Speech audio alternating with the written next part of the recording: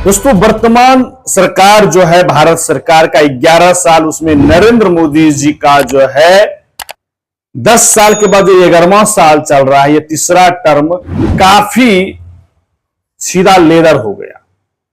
मतलब मोदी जी जो जितना हवा और उनके अंधभक्त माहौल बना रहे थे कि पहली बार देश में पहली बार तमाम चीजें कि विश्व में डंका बजा, पहली बार विश्व में डंका बजा, पहली बार भारत को विश्व जाना, ये तमाम जो है पहली बार की कहानी और 56 इंच का सीना और भारत के प्रधानमंत्री का तमाम हवाबाज विदेश नीति और देश को पहली बार विश्व स्तर पे लोग जाना, ये तमाम चीजें जो है इस बार के युद्ध ऑपरेशन सिंदूर में सब धाराशायी हो गया। 56 इंच का सीना, अंधभक्ति, विदेश नीति, माहौल, डंका पति, स्वर्ग से लोक, लोक से इंद्रलोक, ये तमाम चीजें धाराशायी हो गया ऑपरेशन सिंदूर में। और यही कारण है कि जो भी अधिकारी और पदाधिकारी और देश के कुछ जनता और विपक्ष नेता इन सरकार का, अमित शाह और मोदी जी की जोड़ी को का सच्चाई जब रखता है मीडिया पैनल के सामने या ट्विटर पे, तो जो अंधभक्त है और जो गोदी मीडिया है उन्हें बड़ा हरा मिर्च का मिर्ची लग रहा है। अब तमाम मुद्दे पे हम आएंगे दोस्तों, क्यों मिर्ची लग रहा है, क्यों अंधभक्त जो है न्यूज चैनल के पैनल में ही जो है एकदम गंदी अभद्रता पे उतर जाता, अपना चरित्र और आचरण दिखाता है कि हम किस दल और पार्टी और किस नेताओं से बिलोंग करते हैं। आप लोग तमाम मीडिया, सोशल मीडिया पे देख रहे होंगे। अब आइए सच्चाई पे। ऑपरेशन सिंदूर में क्या सच्चाई दिखा? ऑपरेशन सिंदूर का पर्दाफाश पहले करते हैं वायुसेना के प्रमुख कि वायदे तो बहुत होते हैं लेकिन वो वायदे समय पर पूरा नहीं हो रहा है। सरकार का एग्रीमेंट, तमाम चीजें से वायदे तमाम करते हैं लेकिन एक भी वायदे पूरे नहीं होता है। ये माहौल खत्म और गर्म जोशी से खत्म नहीं होता है कि दूसरा इंटरव्यू देश के सीडीएस हमारे सेना के प्रमुख अनिल चौहान जी से जब मीडिया सवाल करते हैं कि क्या भारत के विमान पाकिस्तान में गिरे, क्या गिराया गया और कितने गिरे, तो यह सवाल जैसे ही होता है कि उन्होंने कहा कितने गिरे नहीं गिरे ये मायने नहीं रखता है, मायने ये रखता है कि जो गिरा क्या कमी रहा, उस पर हमने काम किया, उसके बाद रुक कर 2 दिन बाद हमने फिर बड़ा कार्रवाई किया पाकिस्तान पे। तो प्रमुख सीडीएस ये माना कि भारत के भी बड़े विमान पाकिस्तान ने गिराया और ये बयान जैसे ही आता है कुछ देर ही बाद ट्विटर से जो है अंधभक्त हमारे सीडीएस अधिकारी अनिल चौहान जी को भी ट्रोल करना स्टार्ट करते कि ये झूठे हैं, फ्रेब हैं।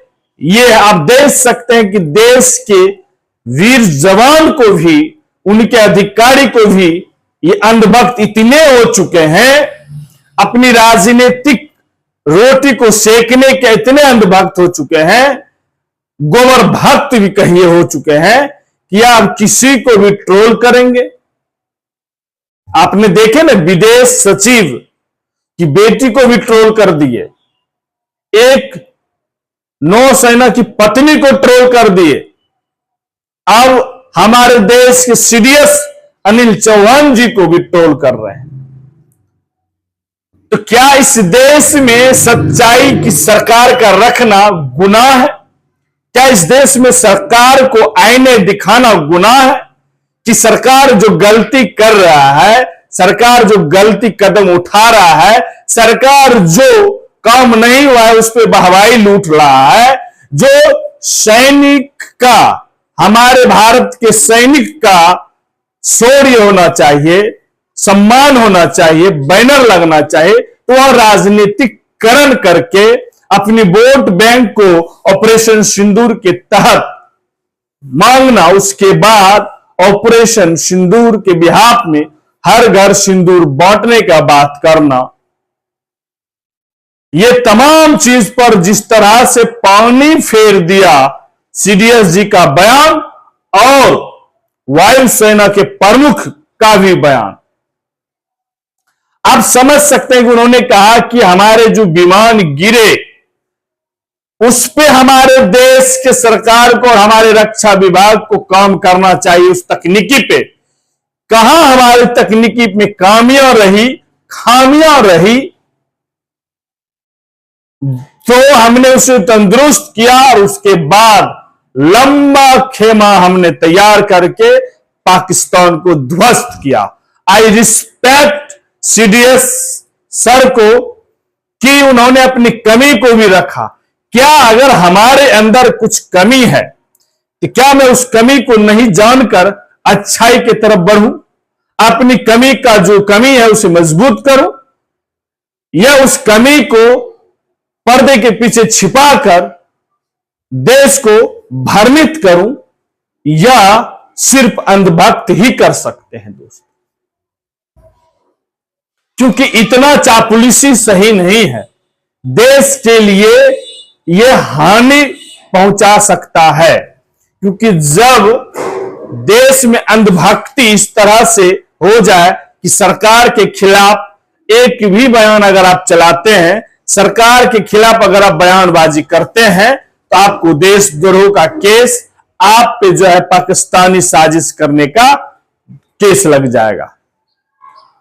तो आप समझिए दोस्तों कि सीडीएस जो चीजें पाकिस्तान बोल रहा था, अब वो राफेल गिरा है या क्या गिरा है, यह क्लियर सीडीएस नहीं किया अनिल चौहान जी। बट सरकार को तमाचे पर तमाचे मिल रहा है, क्योंकि जिस तरह से ऑपरेशन सिंदूर को ये लोग अपने राजनीतिक स्वार्थ के लिए जो है प्रमोट कर रहा था, अपना राजनीतिक स्वार्थ, जो कि पाकिस्तान को औकात और उसकी नानी का औकात दिलाने का काम किया भारत सैनिक।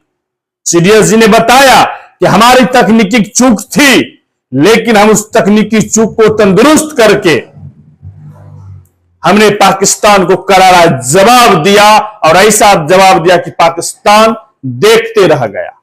लेकिन ये लोग जो है अपना चेहरा चमकाने के लिए और अपनी राजनीतिक रोटी सेकने के लिए जिस तरह का देश में राजनीतिक करण कर रहा है, यह देश को एक अलग दिशा में, देश को गड्ढे की ओर ले जाने का काम करेगा। इसीलिए देश के 140 करोड़ जनता देश के वह फेंकू नेता से जो सिर्फ बातें बोलता हो, काम कम करता हो, उनसे दूर रहिए, और गोदी मीडिया से खासकर दूर रहिए। तमाम तथ्य सच्चाई तथ्य के साथ, तथ्यात्मक के साथ देखिए और सर्च करिए, तभी इन नेताओं पे भरोसा करिए। और आपका एक बिंदु, एक मुद्दा और मैं डाल दूं कि एक नेशनल मीडिया पर कांग्रेस और बीजेपी में इस तरह की राजनीतिक स्तर का तू-तू-मैं हुआ कि प्रेम शुक्ला बीजेपी के प्रवक्ता है, वो किस तरह की गंदी भाषा का दुरुपयोग करता है, यह भी, और कांग्रेस के तरफ से भी करता है। मैं दोनों का नाम लूंगा, विपक्ष और सत्ता पक्ष देश को ड्रामाबाज बना के रख दिया है कि देश के 140 करोड़ जनता के भावनाओं के साथ ये दोनों खेल रहा है। क्या देश को सत्य जानना और देश को अपनी सरकार की आलोचना करना, क्या इस देश की नागरिक को अधिकार नहीं है? और देश को क्या इस सरकार को अपना सच्चाई बताना चाहिए कि नहीं बताना चाहिए? अपने देश को अंधकार में क्यों रखता है और क्यों इस तरह से भद्दा बयान आकर नेशनल मीडिया में करता है? यह नीचता और राजनीतिकरण जो हो रहा है, इससे भी बचना है।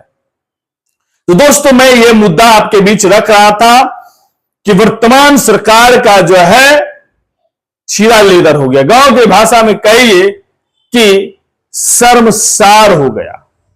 तो अब चीजों को समझना है और हमारे चैनल पे नए तो चैनल को सब्सक्राइब करिए, लाइक करिए, शेयर करिए और भाई को ज्यादा से ज्यादा सहयोग करिए। धन्यवाद। जय हिंद।